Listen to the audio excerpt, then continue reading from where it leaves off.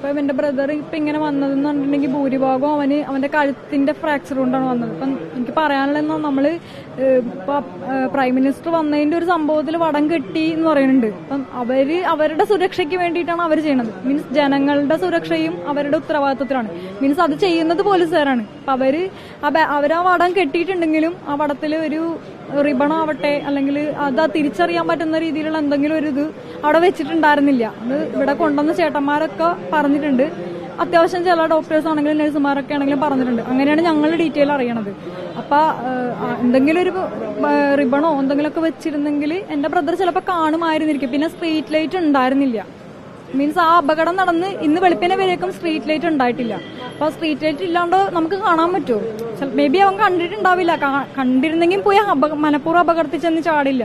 പിന്നെ അവന്റെ ബോഡിയിൽ വേറെ ഒരു പാർട്സിലാണെങ്കിലും വേറൊരു ഫ്രാക്ചറും ഇല്ല. അവന്റെ കഴുത്തിൽ മാത്രമാണ് ഫ്രാക്ചർ ഉണ്ടായിരുന്നത്. അപ്പം മെയിനായിട്ട് ഡോക്ടർമാർ പറയണത് ഈ അന്നനാളത്തിന്റെ അവിടുത്തെ ശ്വാസം എടുക്കുന്നതിന്റെ അവിടുത്തെ ഇത് ബൾജായിട്ടുണ്ടായിരുന്നു.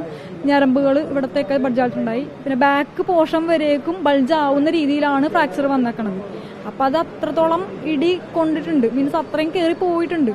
അപ്പം മീൻസ് സർജറിക്ക് കയറ്റിയപ്പോ തന്നെ അവർ പറഞ്ഞത് സർജറി ചെയ്യാനുള്ള ഒരു സ്പേസ് അവന്റെ തൊണ്ടയിൽ കഴുത്തിൽ ഉണ്ടായിരുന്നില്ല. കഴുത്തിന്റെ മെയിൻ ആയിട്ടുള്ള മുറിവാണുള്ളത്. ഇപ്പൊ ഞാൻ ബോഡി കണ്ടപ്പോ 2-3 വട്ടം കണ്ടായിരുന്നു. 2-3 വട്ടം കണ്ടപ്പോഴും ഞാൻ ബോഡി നോക്കിയപ്പോ അവർ പറഞ്ഞത് ബോഡിയിൽ നോക്കിയപ്പോ ഒരു സ്ക്രാച്ച് ആവട്ടെ കൈമുട്ട് പൊട്ട വേറൊരു ഫ്രാക്ചറും ഇല്ല. ഓൺലി ഈ കഴുത്തിൽ മാത്രമുള്ള മുറിവാണുള്ളത്. എന്റെ അനിയൻ എന്റെ അറിവ് വെച്ചിട്ട് ഇതുവരേക്കും സ്മോക്കിങ്ങും ചെയ്തിട്ടില്ല, ഡ്രിങ്ക്സും കഴിച്ചിട്ടില്ല. ഇതുവരേക്കും ചെയ്തിട്ടില്ല. അങ്ങനെ ഡ്രിങ്ക്സ് കഴിച്ചിട്ട് ഇങ്ങനെ പോകുന്ന, പിന്നെ വണ്ടി ഒരുപാട് ഓവർ സ്പീഡിൽ അങ്ങനെ പോകുന്ന അങ്ങനത്തെ ഒരു ഇതൊന്നും എന്റെ അനിയൻ ഇല്ലാത്തൊരു പ്രകൃതമാണ്. അപ്പോ എനിക്ക് തോന്നണില്ല. പിന്നെ എന്നെ തന്നെ പോകുമ്പോഴാണെങ്കിലും ഇപ്പൊ ഞാനും എന്തെങ്കിലും ആവശ്യങ്ങൾക്ക് പോകുമ്പോൾ ഞാൻ അവന്റെ കൂടെ പോകുമ്പോഴാണെങ്കിലും സേഫ് ആയിട്ട് വണ്ടി ഓടിക്കുന്ന ഒരാളാണ്. ഈ 28 വയസ്സിനിടയിൽ അങ്ങനെ ഒരു ആക്സിഡന്റ് കേസ് ഉണ്ടായിട്ടില്ല. അത് ലിസ്റ്റ് എടുത്ത് നോക്കി അറിയാം. ഒരു ആക്സിഡന്റ് കേസും അവൻ ഉണ്ടായിട്ടില്ല. ഇതിപ്പോ എനിക്ക് ഇത് അക്സെപ്റ്റ് ചെയ്യാൻ പറ്റണില്ല. കാരണം എന്റെ അനിയൻ ഇന്നില്ല എന്നുള്ളത് എനിക്ക് അക്സെപ്റ്റ് ചെയ്യാൻ പറ്റണില്ല. കാരണം എന്റെ അനിയൻ അത്രത്തോളം കയറിയത്. ഇപ്പൊ മേ ബി എന്റെ ഫ്രണ്ട്സ് ആണെങ്കിൽ കൂടി പറയാറുണ്ട് അവൻ വണ്ടി എടുത്ത് പോകുമ്പോൾ നല്ല സേഫ് ആയിട്ടേ പോവുള്ളടാന്ന്. ഞാൻ എന്റെ ഫ്രണ്ട്സിനോടാണെങ്കിലും എന്റെ അമ്മേനോടാണെങ്കിലും ഒക്കെ പറയാം. ആ ഒരു വിശ്വാസം ഉണ്ടായിരുന്നു നമുക്ക്.